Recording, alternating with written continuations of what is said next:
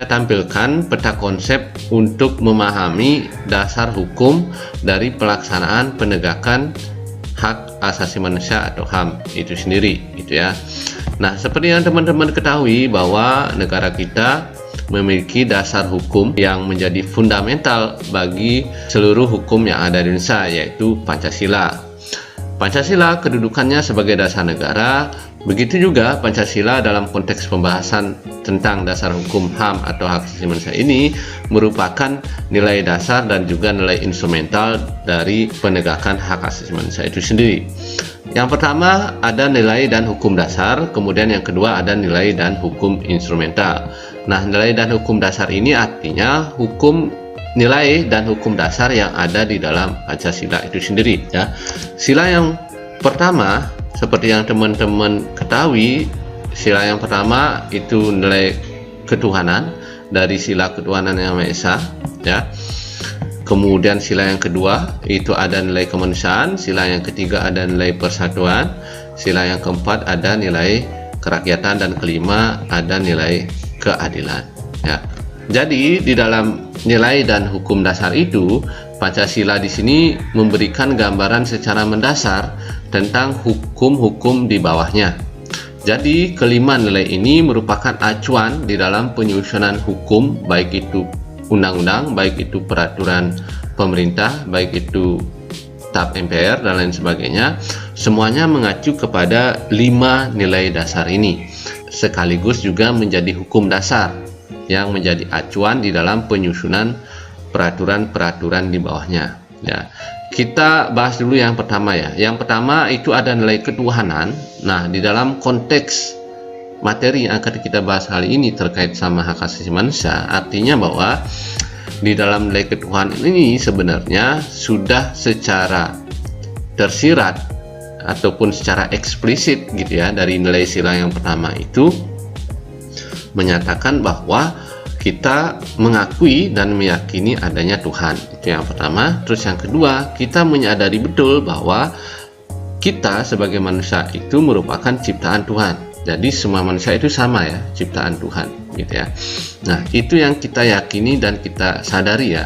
Termasuk juga kemerdekaan bangsa kita merupakan anugerah dari Tuhan. Nah, dari nilai ketuhanan yang pertama ini artinya dari sisi HAM atau hak asasi manusia, setiap orang itu kemudian diberikan kebebasan dan dijamin oleh negara kita untuk beribadat sesuai dengan keyakinan agamanya masing-masing.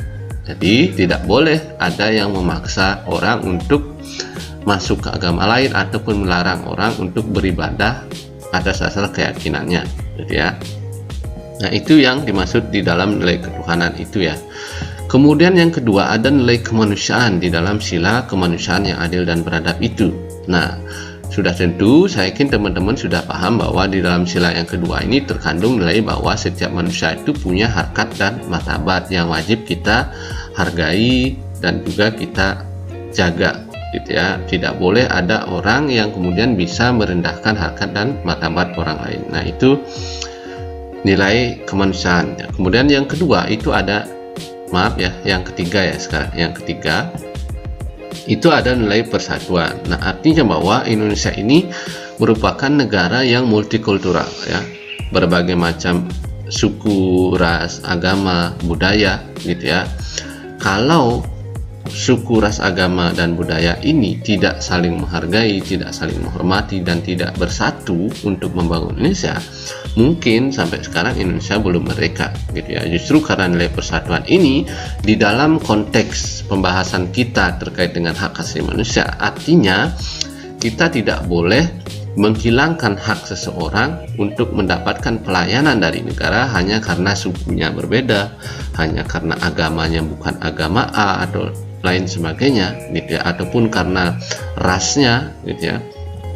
Nah, itu yang dimaksud dengan nilai-nilai yang ada dalam nilai sila yang ketiga, ya, nilai persatuan. Jadi mengisyaratkan kepada kita bahwa di balik perbedaan, di balik keberagaman suku, agama, dan budaya di Indonesia itu menjadi sumber kekuatan bagi bangsa Indonesia untuk bersatu, gitu ya. Kemudian kita lanjut, ya, nilai yang keempat. Nah, nilai yang keempat ini teman-teman lengkapnya kan dalam sila keempat itu berbunyi kerakyatan yang dipimpin oleh hikmat kebijaksanaan dalam permusyawaratan perwakilan gitu ya. Itu artinya bahwa di dalam proses pengambilan kebijakan, pengambilan keputusan oleh negara itu wajib melibatkan seluruh masyarakat Indonesia. Karena negara kita sudah memilih perwakilan rakyatnya untuk duduk sebagai DPR, Dewan Perwakilan Rakyat, maka segala keputusan atau pembuatan kebijakan itu pasti melalui DPR dan juga pasti ada uji publiknya. Ya, di situ masyarakat diberikan kesempatan yang sama untuk memberikan masukan, memberikan saran dan lain sebagainya. Nah, itu yang dimaksud dengan nilai kerakyatan. Jadi itu sangat berhubungan sekali dengan hak asasi manusia. Artinya setiap orang berhak dong untuk ngasih masukan, berpendapat, toh ini juga untuk kepentingan negara, untuk kepentingannya dia juga gitu ya. Oke, itu nilai yang keempat ya. Kita lanjut ke nilai yang kelima. Nilai yang kelima itu kan nilai keadilan. Dalam sila kelima, keadilan sosial bagi seluruh rakyat Indonesia, itu mudah sekali ya. Sebenarnya itu sangat nyambung langsung ya dengan hak asasi manusia. Artinya bahwa setiap orang itu punya hak dan juga punya posisi, punya kedudukan yang sama di depan hukum, adil ya. Jadi tidak ada kemudian orang yang karena agamanya beda, rasnya beda, ataupun orang kaya, orang miskin, kemudian dia tidak mendapatkan perlakuan ataupun pelayanan publik yang sama ya. Jadi semua masyarakat Indonesia itu berhak atas pelayanan publik, keadilan sosial ya, baik dalam bidang pendidikan, ekonomi, kesehatan ya, semuanya harus mendapatkan akses yang sama tanpa membedakan kedudukannya, wilayahnya dan lain sebagainya. Itu ya. Nah, kelima nilai dan hukum dasar ini tadi, teman-teman, inilah nanti yang akan diinstrumentalkan atau diterjemahkan ke dalam berbagai peraturan hukum untuk mengatur bagaimana sih teknis pelaksanaan penegakan, perlindungan, dan pemajuan hak asasi manusia ini. Nah, itu nanti yang akan masuk di dalam nilai dan hukum instrumental. Jadi kelima nilai ini merupakan nilai dan hukum dasar yang menjadi acuan nanti untuk penyusunan nilai yang ini ya, hukum instrumental ini ya. Oke, kita langsung saja lanjut melihat apa sih dasar-dasar hukum. Selain tadi ada nilai dan hukum dasar ini dalam Pancasila, kita juga akan melihat apa sih nilai dan hukum dasar instrumental yang nanti secara teknis diatur tentang bagaimana sih penegakan perlindungan hak asasi manusia itu gitu ya. Oke, kita lanjut ya. Nah, kalau teman-teman perhatikan di layar, jumlah dari hukum instrumental ini yang berasal dari nilai dasar ini jumlahnya lumayan banyak ya teman-teman ya. Nah, di sini kita akan coba bahas satu persatu, tetapi saya akan membahasnya secara singkat saja ya teman-teman, sebagai gambaran saja kepada teman-teman bahwa Indonesia itu sebenarnya sudah punya cukup banyak ya dasar hukum dalam proses penegakan, perlindungan, dan juga pemajuan hak asasi manusia itu. Nah, apa saja itu? Nah, yang pertama itu ada Undang-Undang Dasar 1945. Nah, di dalam Undang-Undang Dasar itu sendiri, mulai dari pembukaan dan juga batang tubuh. Batang tubuh itu ada pasal 27, pasal 28, pasal 29, pasal 30, pasal 31, pasal 32, pasal 33, dan 34. Itu semuanya sebenarnya sudah diatur terkait sama penegakan dan perlindungan hak asasi manusia itu. Oke, kita langsung dulu ke pembukaannya ya. Nah, di dalam pembukaan Undang-Undang Dasar itu sendiri, di sana seperti yang teman-teman ketahui bahwa di dalam alinea pertama itu berbunyikan pembukaan bahwa sesungguhnya kemerdekaan itu ialah hak segala bangsa, ya kan? Oleh sebab itu, maka penjajahan di atas dunia harus dihapuskan karena tidak sesuai dengan peri kemanusiaan dan peri keadilan. Nah, jadi di dalam bunyi pembukaan Undang-Undang Dasar itu sendiri sebenarnya sudah tersirat terkait sama perlindungan hak asasi manusia. Dalam hal ini terkait hak semua bangsa. Jadi semua bangsa itu berhak terbebas dari penjajahan, sehingga penjajahan itu harus dihapuskan. Karena apa? Karena penjajahan itu tidak sesuai dengan peri kemanusiaan dan peri keadilan. Nah, itu di dalam pembukaan Undang-Undang Dasar. Kita akan langsung lanjut per pasal ya, mulai dari pasal 27 dulu. Oke, kita lanjut lagi. Oke, kita akan masuk ke batang tubuhnya ya, yaitu pasal 27.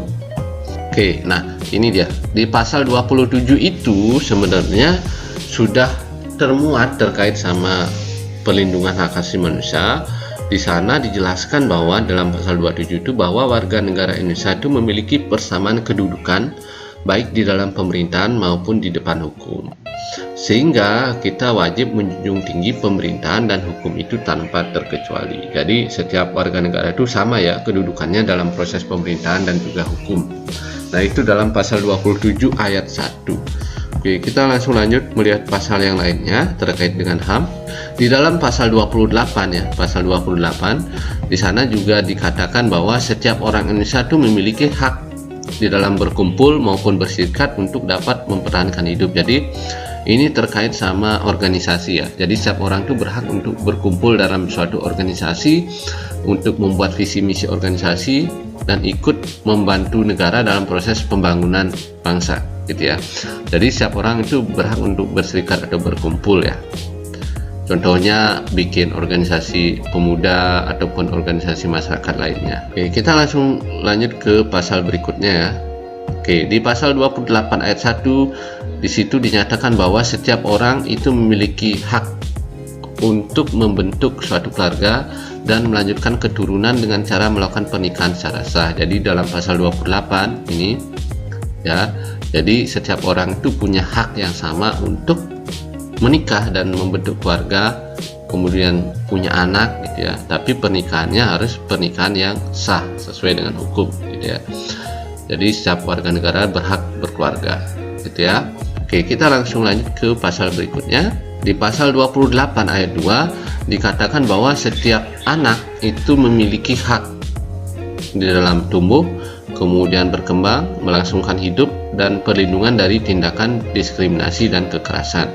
Jadi ini terkait sama hak anak ya. Jadi sebagai seorang anak itu punya hak untuk tumbuh, berkembang, terbebas dari tindakan diskriminasi dan juga kekerasan baik oleh orang tuanya maupun oleh orang lain gitu ya. Itu pasal 28 ayat 2. Kita langsung lanjut ke pasal berikutnya. Ya, di dalam pasal 29 nah ini terkait sama sila yang pertama tadi ya, terkait sama ketuhanan ataupun terkait kebebasan beragama.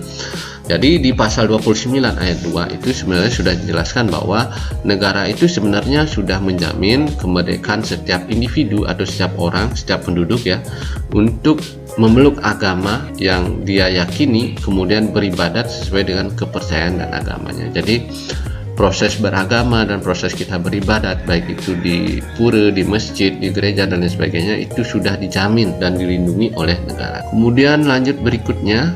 Oke, di pasal ya. Nah, di dalam pasal 31 ayat 1 ya. Dalam 31 ayat 1 dikatakan bahwa setiap orang itu memiliki hak untuk mendapatkan pengajaran dan pendidikan. Jadi yang pasal 31 ini terkait sama hak setiap orang untuk mendapatkan pendidikan dan pengajaran ya. Nah, ini merupakan tanggung jawab negara ataupun pemerintah untuk menjamin bahwa setiap orang itu sudah pengajaran dan pendidikan gitu ya. Oke, kita langsung lanjut ke pasal berikutnya. Pasal berikutnya itu sudah habis ya. Jadi yang pertama itu sudah habis, Undang-Undang Dasar 1945 ada pasal 27, 28, 29, 30, 31 ya, 32, 33, 34. Nah, sekarang kita masuk ke yang kedua saja ya teman-teman, yaitu Undang-Undang Nomor 39 Tahun 99 mengenai hak asasi manusia. Jadi ini adalah undang-undang pertama yang dihasilkan oleh Indonesia terkait sama hak asasi manusia ya. Tahunnya aja tahun 99 ya. Oke, di dalam undang-undang dasar ini, undang-undang dasar ya, undang-undang ya, bukan undang-undang dasar, diatur di dalam Undang-Undang Nomor 39 Tahun 99 itu bahwa setiap orang itu memiliki hak asasi manusia yang dapat menimbulkan rasa tanggung jawab dan kewajiban dasar dalam menghargai HAM orang lain, sehingga hal ini bisa memunculkan timbal balik. Jadi ada timbal balik setiap hak dan juga kewajiban dasar bagi setiap orang gitu ya. Itu di dalam Undang-Undang Nomor 39. Selain itu dinyatakan bahwa setiap orang itu memiliki kewajiban untuk tunduk terhadap pembatasan sesuai dengan undang-undang ketika menjalankan kebebasan haknya. Jadi di dalam Undang-Undang Nomor 39 Tahun 99 ini juga diatur bahwa setiap orang punya hak, tetapi setiap orang juga wajib untuk mematuhi semua ketentuan pembatasan di dalam undang-undang ketika menjalankan haknya, gitu ya. Jadi setiap orang punya hak ya kan, tapi juga punya kewajiban untuk mematuhi peraturan perundang-undangan. Oke, kita langsung lanjut ke berikutnya, yang ketiga ya, Undang-Undang Nomor 26 Tahun 2000 tentang Pengadilan HAM. Ya, jadi pada tahun 2000 itu baru keluar terkait dengan pengaturan pengadilan HAM. Ya, jadi pelanggaran HAM itu ada pengadilannya tersendiri ya. Nah, di dalam Undang-Undang Nomor 26 Tahun 2000 ini dinyatakan bahwa masyarakat harus ikut serta di dalam memelihara perdamaian yang ada di dunia untuk menjaminkan pelaksanaan HAM sekaligus memberikan kepastian, perlindungan, perasaan aman terhadap masyarakat maupun keadilan. Oke, nah selain ada Undang-Undang Dasar, kemudian ada Undang-Undang 39, Undang-Undang tahun 2000, ada juga peraturan-peraturan internasional yang merupakan hasil daripada ratifikasi atau yang disahkan oleh Indonesia. Ya, seperti contoh ini ya, ada TAP MPR nomor 17 tahun 98, kemudian ada Undang-Undang Nomor 9 tahun 98 gitu ya, mengenai kebebasan dalam mengutarakan pendapat. Kemudian ada Undang-Undang Nomor 19 tahun 99 mengenai konvensi ILO ya, terkait penghapusan pekerjaan paksa. Kemudian ada Undang-Undang Nomor 20, kemudian ada Undang-Undang Nomor 29, 40, 26 ya. Kemudian selain itu ada juga Perpu atau Perpres ya, peraturan pemerintah pengganti undang-undang atau peraturan presiden. Nah, jadi itu ya teman-teman. Jadi peraturannya itu sebenarnya lumayan banyak gitu ya. Tidak hanya ada dalam Pancasila, tidak hanya ada di dalam Undang-Undang Dasar, tidak hanya ada dalam peraturan perundang-undangan, tetapi ada juga hukum internasional yang diratifikasi atau disahkan oleh Indonesia ya. Oke, nah ini tidak saya bacakan karena teman-teman nanti silakan teman-teman cari sendiri Undang-Undang Nomor 9 tahun 98 isi lengkapnya seperti apa ya. Ada juga Undang-Undang Nomor 9 nanti kebebasan mengutarakan pendapat tahun 98 itu ya. Kemudian Undang-Undang Nomor 19 terkait dengan penghapusan pekerja paksa. Kemudian nomor 10, 11, 12, 14, 15 ini saya gabung jadi satu ya. Pada dasarnya peraturan ini semuanya itu berkaitan sama pengaturan dan juga penegakan hak asasi manusia itu sendiri gitu ya. Sampai ada Perpres juga ya teman-teman. Oke. Nah, nanti teman-teman silakan teman-teman bisa cari ini ya. Perpu Undang-Undang Nomor 1 itu isi lengkapnya seperti apa gitu ya. Di sini saya hanya menyampaikan rangkumannya saja ya. Kalau keputusan nomor 5 tahun 2001 itu tentang pembentukan pengadilan HAM di Jakarta Pusat. Kemudian keputusan Presiden nomor 181 tahun 98 itu terkait pembentukan Komisi Nasional terhadap kekerasan kaum wanita. Kemudian ada juga keputusan Presiden nomor 50 tahun 93 mengenai Komisi Nasional HAM ya, Komnas HAM gitu ya. Nah, silakan teman-teman cari, yang jelas di sini sampai ada nomor 22 ya. Jadi sampai ada 22 peraturan baik dari Undang-Undang Dasar hingga Undang-Undang dan juga ketetapan MPR, kemudian Perpu dan Perpres gitu ya. Nah, jadi dari sini sebenarnya teman-teman semua, di sini kita sebenarnya sudah dapat menyimpulkan bahwa negara kita sebenarnya sudah cukup banyak ada peraturan perundang-undangan gitu ya. Oke, itu ya teman-teman ya. Oke, sampai di sini dulu teman-teman pembahasan video pembelajaran kali ini terkait sama dasar hukum HAM atau dasar hukum pelaksanaan, perlindungan, pemajuan dan penegakan hak asasi manusia. Itu dapat kita simpulkan bahwa ada nilai dasar itu sebenarnya termuat dalam Pancasila, dan juga ada hukum instrumental yang merupakan penerjemahan dari nilai-nilai dasar yang ada dalam Pancasila itu sendiri gitu ya. Terima kasih teman-teman sudah menonton video ini. Semoga video ini bermanfaat buat teman-teman semua. Jangan lupa teman-teman untuk klik tombol like di bawah ini ya kalau teman-teman suka dengan video pembelajaran seperti ini. Kalaupun ada kekurangan dalam saya menjelaskan, mohon masukannya di kolom komentar. Dan pastikan teman-teman untuk tidak ketinggalan informasi-informasi pendidikan dan juga video-video pembelajaran dengan cara klik aja tombol subscribe yang warna merah di bawah ini. Sampai ketemu lagi dalam video-video selanjutnya.